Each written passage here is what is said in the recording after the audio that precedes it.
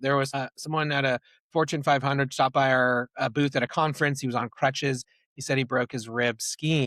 And so we immediately sent some Kansas City barbecue ribs to his office. And upon return, he had some ribs with a funny note saying, like, here's another rib, get well and let's chat about Sendoso. And he shared that with like 20 of his colleagues, and we got that deal. The open rate of a FedEx box on your doorstep is, 100%. The open rate of an email, is like sub 1% these days. If you're just doing email or you're just doing email and ads, then you're behind your competitor who's doing email ads and gifting.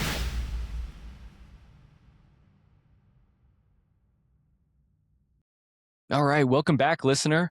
Okay, so today I have a guest that I've been very excited to chat with. This is Kris Rudeegraap. And Kris is the co-founder and co-CEO of a company called Sendoso. And whether you're familiar with Sendoso or not, you're familiar with the concept of giving gifts in an authentic way, building reciprocity, and just getting your foot in the door. And Kris, I'm really excited to have you here. How you doing? I'm doing great. Thanks for having me on the show, Daniel. Yeah, absolutely. So you're out in California, and I have seen Sendoso throughout the years. There are a couple others that we've played with and whatnot, but I was taking a look earlier today, and everything on the website resonated with me. And here's why. Because I believe in the power of great partnerships and great authentic connections in a world filled with AI slop and noise. I think this was actually on the website too. In a world Exactly. filled with noise, how do you stand out in a way that's authentic and get your point across? So, what do you believe? What do you believe in why gifting? And I know that's such a broad question to open up with, but I'd love to hear the backstory in a bit. But tell me why. What drives you for Yeah. Sendoso? I think the biggest thing with gifting is a mixture of pattern disrupt. It's a different strategy than most people, and so you're not just bucketed in this noisy basket of digital only, another email in your inbox. It's different. There's a bit of psychological reciprocity, as you alluded to, in that it feels different unboxing a box and seeing a gift that was personalized to you with a handwritten note. There's something different about that that's going to connect on a different level than maybe just like clicking an ad. And it's super personalized and effective, and the results speak for themselves. And so I think it's just underutilized for how effective it is. And so I think all those make gifting just a channel that is maybe lesser known because of the operational complexities, or it's known, it's lesser executed on, I should say. I Yeah. think everyone knows what a gift is, and everyone knows why they should be doing it. It's just less people have it on the top of their to-do list because of how hard it is. Yeah, I think the first thing that comes to mind, and I know you work with all sorts of client types of all sorts of sizes, businesses and entities, but the first thing that comes to mind, and on behalf of the listener, who's typically doing between 20,000 to about $250,000 a month, is the cost. And I don't want to get into cost right now, but there's always that barrier. When I think about gifting, I understand the power of it. People understand the act and the art of opening lumpy mail and like, wow, what? His emails go in red, text even go in red at a much slower rate, but everybody opens a package. Yes. Yes. So with that, I was checking out your LinkedIn and looking at how we got connected. And you've had a lot of experiences over the years, everything from M&A to other businesses. And was a common thread gifting, or how did you stumble into this? Yeah. So prior to starting the company about 10 years ago, I spent about a decade in sales. So I was, Okay. hitting the Yep. phones, booking meetings, trying to close deals, mostly SaaS software sales. So a lot of it was digital, but there was an in-person component to a lot of my more enterprise deals. And I, about a decade ago, saw email working less. People were less responsive. People were ignoring my emails, and so I wanted to try a new tactic to build rapport and break through the noise. And so I was manually doing a lot of this. I was Yeah. packing boxes. I was writing handwritten notes. I was dropping things off, and it worked so well. It was just manual and time intensive. Yeah. And so I dreamed up of a solution, aka Sendoso, which would take care of all of the manual kitting, boxing, shipping, tracking, reporting, procurement to make it as easy to send an email as it is just click a button and send a super personalized gift.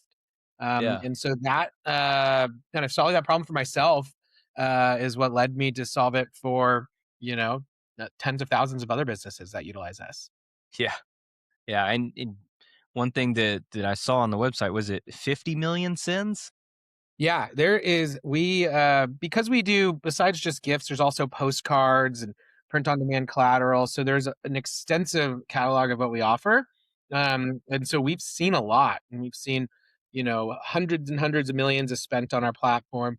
But going back to your earlier mention of like the pricing Yeah, barriers, I do definitely. think that there's some misconceptions there, and there's different ways that you can take a lower cost approach to gifting, Okay. and it doesn't always have to be the most expensive thing.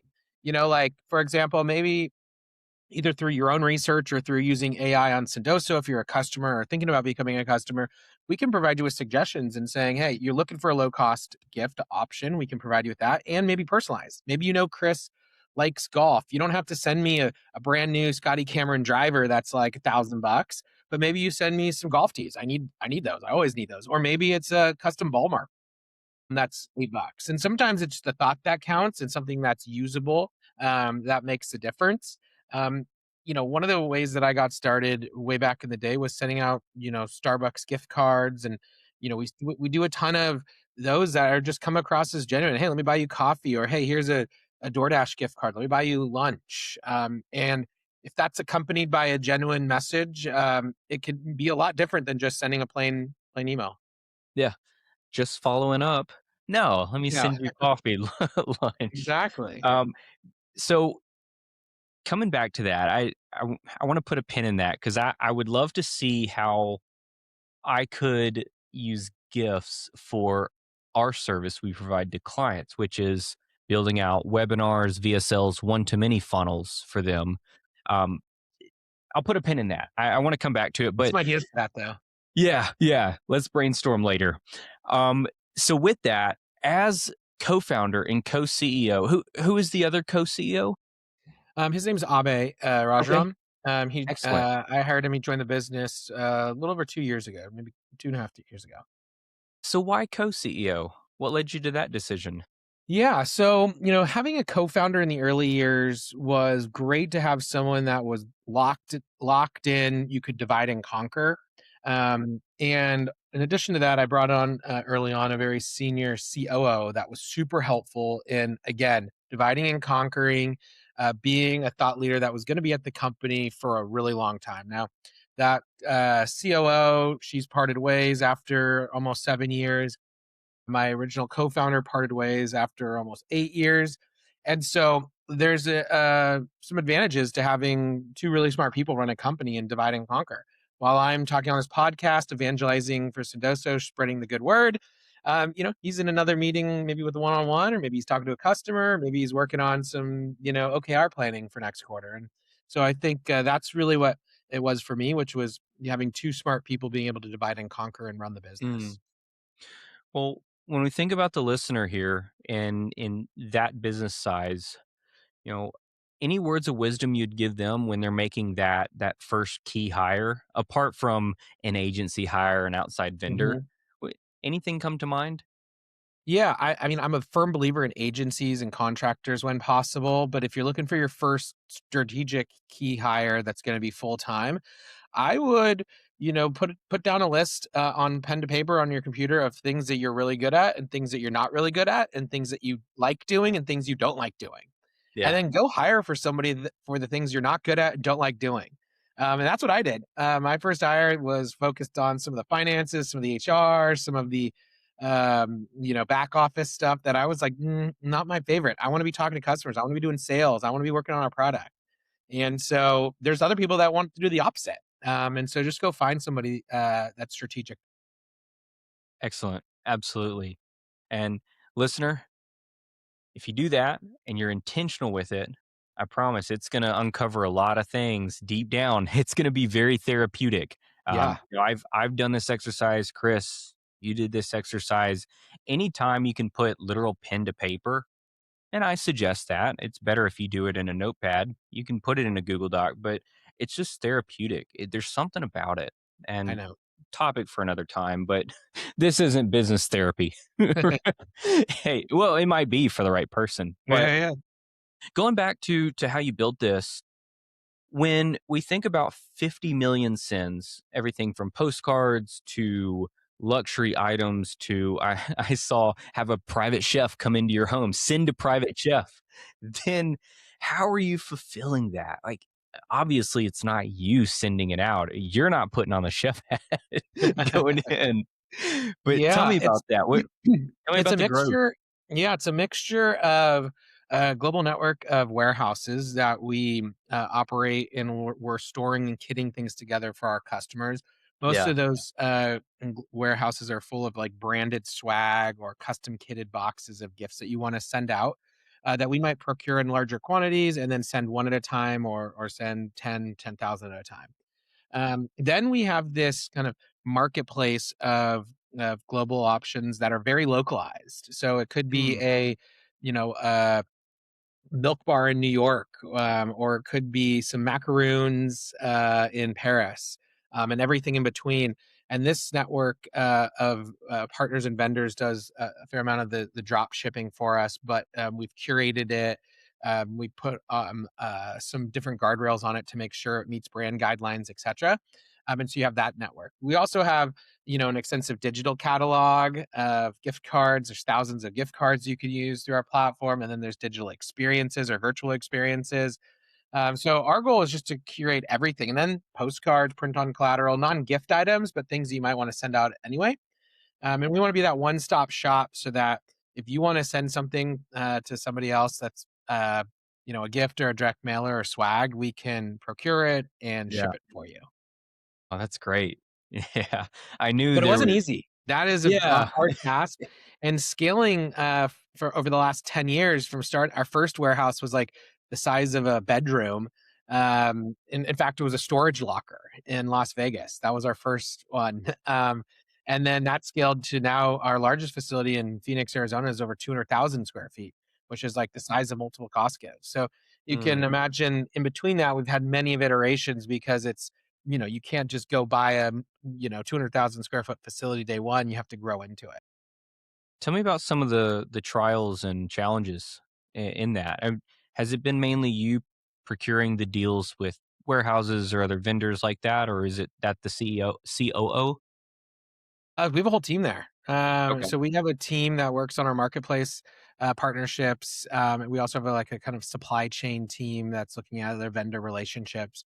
And Yeah. then we've built some software behind the scenes too to streamline that. So we're always looking for new partners that can provide unique curated boutique gifts or other offerings. Um, and that's one of the fun jobs at the business is just going out there and finding and merchandising new gift options. What is one of the most fun gifts that you've seen come into the platform?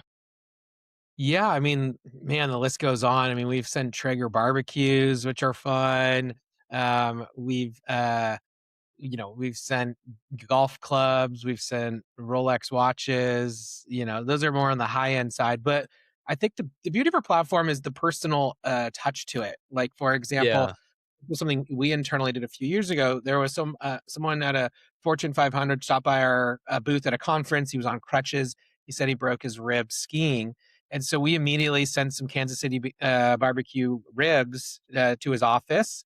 And upon return, he had some ribs with a funny note saying, like, "Here's another rib. Get well and let's chat about Sendoso." And he shared that with the like 20 of his colleagues, and we got that deal. And that wasn't expensive. That was just personalized and Yeah. creative and, captured his attention. So I don't think, going back to the original concept of gifting is expensive. Gifting is creative, and creativity doesn't have to cost money. I love that. That tickles my marketing bone for sure. Tickles my marketing rib. But I saw on the website, to your point, for every dollar spent, that's $4,000 in of course, I'm gonna butcher this, but for every dollar spent, it's basically $4,000 in pipeline generated or pipeline Exactly. forecasted. So it's a huge stat. And in ads terms, that's basically a forecasted 400 to 1, 4,000 to 1. So anyway, when I was looking at the site, I was just blown away at the power of this. And I've always known it and I've always felt it deep down because I was able to learn from some of the greats in the industry, and they always talked about giving gifts authentically. And just seeing Sendoso with new eyes right now, I'm itching to get it plugged into all of our clients for sure. But Yeah. Look, there's definitely a unique ROI story there. I think, because of what we talked about earlier, the reciprocity, the scarcity, the pattern disrupt, the open rate of a FedEx box on your doorstep is, 100%. The open rate of an email, is like sub 1% these days. And so again, it just goes to the fact that, if you're investing time into a new channel and you're testing and you're using gifting and you're always on evergreen marketing programs, could deliver a huge return. yeah, absolutely can. Funny enough, when I was working, um, no, I just started my first agency. Then I was working with a marketing agency in Memphis, and they had a sending program that they were sending out bedazzled high heels, and each Mm. one had a note. It said, "Just trying to get my foot in the door," and I thought that was brilliant. And Yeah, they quickly became the number one marketing agency in Memphis. And I have an inkling of an idea that it was through gifting and well thought out outreach. That was their go to market, and I loved it. So, with that said, any challenges of scaling fulfillment from a locker in Las yeah. Vegas to worldwide operations? Yeah, I mean, challenges came from having to build out software, to help scale that out, having to continue to find teammates that, a lot of them were recruited from Amazon, to understand and grow at that scale. Challenges with, being able to articulate the value add that we can give to our customers and doing warehouse tours and showing them, the nuances of what we can do, because there's some learning curves. But overall, yes, lots of challenges, but I think every business has its challenges. And we're not shy to share that it's hard to where we got. Yeah, excellent.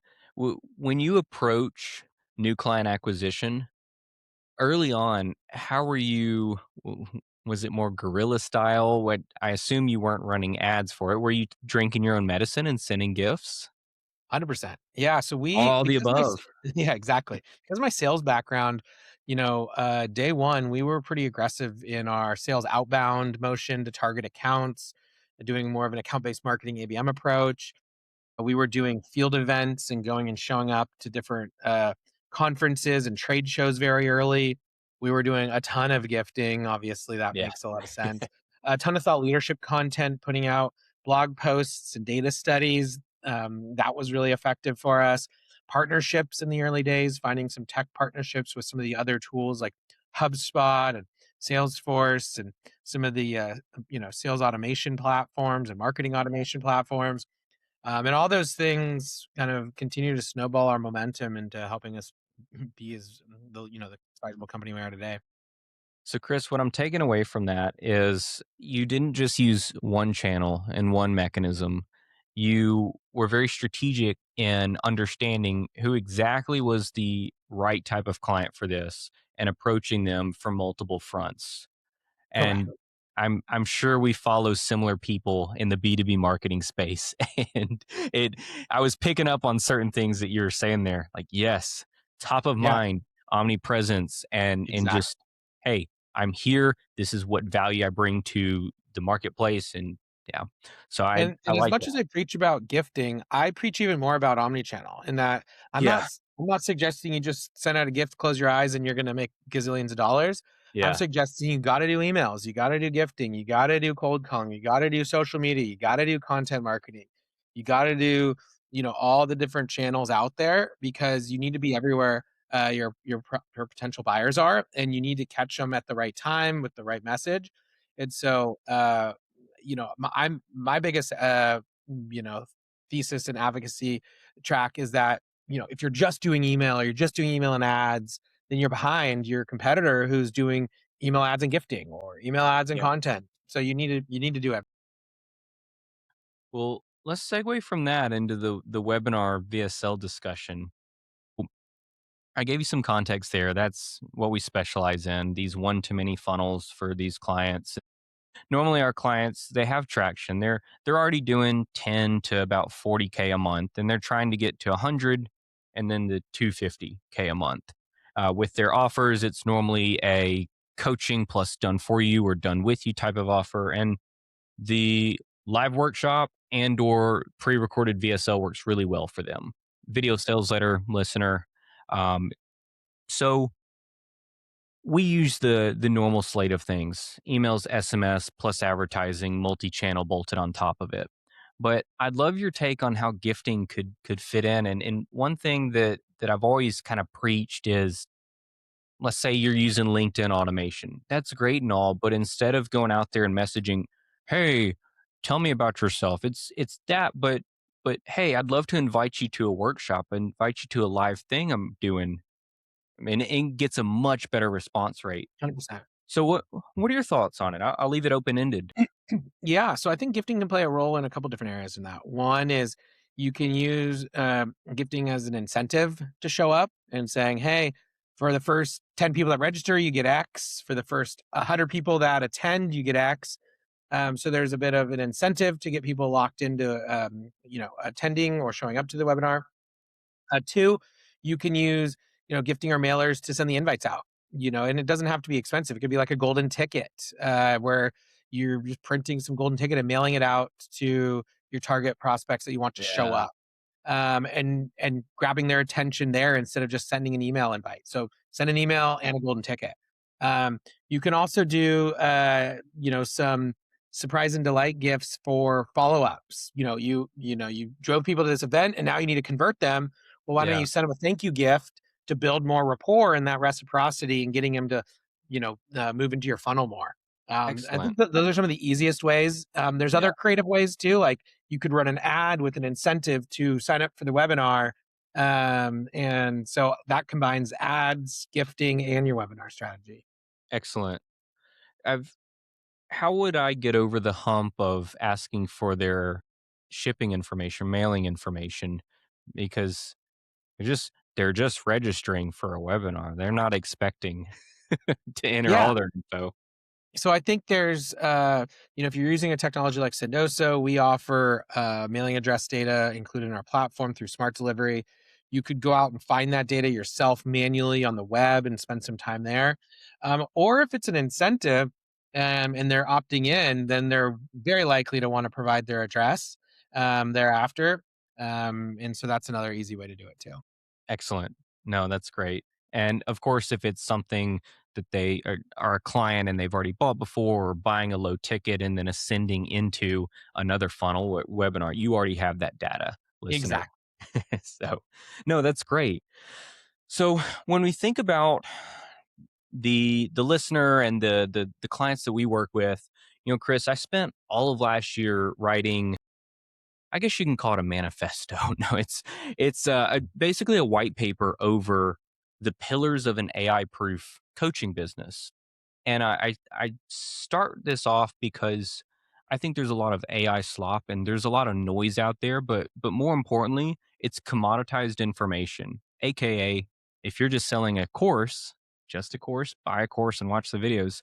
Sorry, it's like setting up a toll booth on a public interstate. Nobody cares. Yes. So where I'm going with this, Kris, is one of the pillars that I actually have is physical items. And it's Hmm. sending gifts when they sign up, sending gifts at certain milestones, and sending Yes. gifts for referral partners and prizes, incentives like that.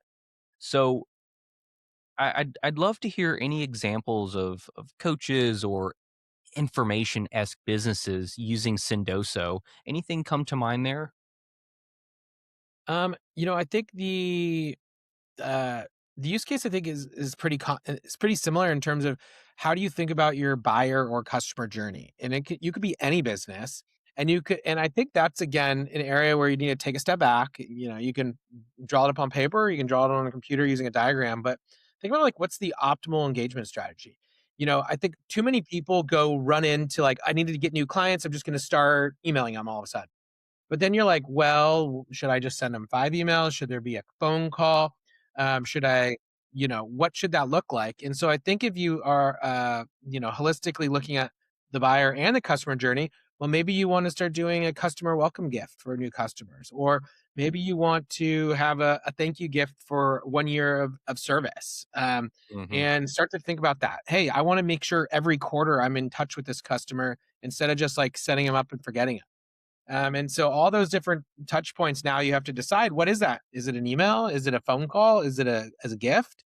And then that's where we can really play into that. Hmm. What's your take on the AI landscape? I know you're integrating it within the platform and helping making smart gifting decisions, but anything that you're seeing that you're uneasy about, anything that you're excited about? Um, Less uneasy and more excitement. Yeah, I think the future is bright in terms of AI enabled work. So I'm pretty bullish on this whole AI agent concept where you're creating these digital coworkers that can take on tasks and do work for you or with you. yeah. I'm really excited about using the different, Claude or ChatGPT or Gemini to uh, work smarter, not harder. Whether that's using it for content creation, ideation, thought partner. Um, there's really no area that I can see that you can't make something better with AI. So I'm Yeah. a firm believer in AI education, AI enablement, and thinking about how that next chapter of AI agents are going to influence your workforce. Hmm. Same here. Yeah, we've seen such a streamline in our services the past, well, now the past year since I've been very intentional about integrating just better prompts at the very least, all the way up to agents and, well, Yeah, and all for the above. listeners who, I think there's some listeners who might be overwhelmed by, "Hey, I have so much to do in my day to day. How am I supposed to learn this whole new AI Yeah. world?" I think that's where you can find agencies that are, a step ahead, and you can lend on them to be, "Hey, I know I need to invest in AI. Can you help me streamline XYZ?" And so I wouldn't be scared to go out and find help in this scenario, unless this is something that you want to be passionate about yourself and learn a lot about. But I think there's always a way for you can find partners that can help you in these scenarios. I'm glad you say that because there's always a stigma around hiring, especially with agencies. And it's, I a lot of times we want to do it ourselves and prove that we can go out there and win the battle. But then there's, oh, I know so and so got, you know, uh, taken out back for with that agency and lost a lot of money. Well, Yeah. do your due diligence always. But I'm glad you mentioned that because obviously I'm pro agency and not just for my own. Let me cover up my logo for a second. Yeah. I'm pro finding great help and surrounding Yeah. yourself with great partners. Me Chris, too. like you talked about in the beginning, you loved having a great partner and you love working with great people. And that's what we found that our clients, why they hire us, well, they get along with us. They like talking with us. Yeah, And exactly. yes, we do good work too, and you do good work as well. But yeah, I I want to add a flip side to that, if I may, Hmm. and that's if you don't want to go out there and learn AI, say that you want to just be stuck in your ways, completely fine for you if that's what you're dead set on. But I suggest looking at your business model and realizing it if it can survive the AI transition that's going on.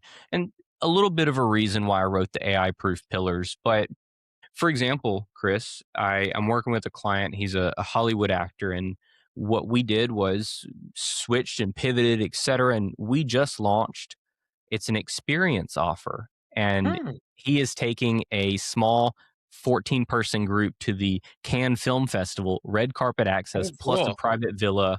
his celebrity friends are coming and I wanna talking. go. And anyway, yeah, I can shoot you the link later, but it's yeah. And so none of that includes AI. And that's there's a couple different ways we could go with that, but I've found that clients are either really embracing it and integrating it into their done with you or done for you offer, or they're stepping above the noise and saying, "Hey, in a noisy world, AI filled world, come here. I've got a really great experience for you." Yeah, exactly. That's just my view on it. I think that you've got to zig when others zag, so you got to stand out. You got to build experiences. Field and in-person events are a critical component to building relationships. The only thing I'd argue is that I think everyone should be looking at AI. I don't think there's one person out there that should look past it and be like, it's not for me. I think even the smallest things, maybe it's a vendor that has some AI to automate your account receivables, or it's a marketing agency that can provide you with better conversion data because they're using AI. So whether you like it or not, AI is here to stay forever. And I think that Yes. you just need to be smart enough to uh, think about where it fits into your business, or figure out where your partner and vendors are going to use it. And you want to make sure you're aligning to kind of AI forward thinking partners. Hmm. No, absolutely. Good words. That's the cherry on top there. Well, Chris, I know the listener is itching to learn more about Sendoso. I feel like we've had a great talk so far. Anything you want to land the plane with and then talk about Sendoso and where you can be found? Yeah, I just say, many listeners might be like, "Ah, this is obvious. Why haven't I done this sooner?" And so I think today is the day. Go out there. You don't need Sendoso day one. We could be your day one partner, and you could scale with us. And there's a lot of reasons why we're going to make it super easy for you to do gifting. But there's no excuse why you can't go out and find a top 10 potential customers, or your top 10 best customers already, and send them a gift. Go out there and find one, ship them to it, or drop it off. But if you are looking for more of the full suite that integrates in your tech stack, services component, the data and AI layer, then check us out, sendoso.com, or look at us on LinkedIn, or send me an email. It's Chris, Kris at sendoso.com. Excellent. Well, Chris, it was a pleasure, man. This was a good conversation. It got me excited about multi channel and integrating gifting into my clients where scalable gifting, just call it Yes. that. So, anyway, well, looking forward to talking again soon. Hope you have a good one. Yeah. Thanks for having me on, Daniel. Great talk. Yeah. Hey there, Daniel Pope here again. I want to take a couple seconds to talk about my company, Be Known. We don't offer any courses or coaching programs. We're a done for you service provider because we know in this world, sometimes people just need a helping hand, a connected team, and an expert to be there every step of the way. So, again, I really appreciate you listening and talk to you soon.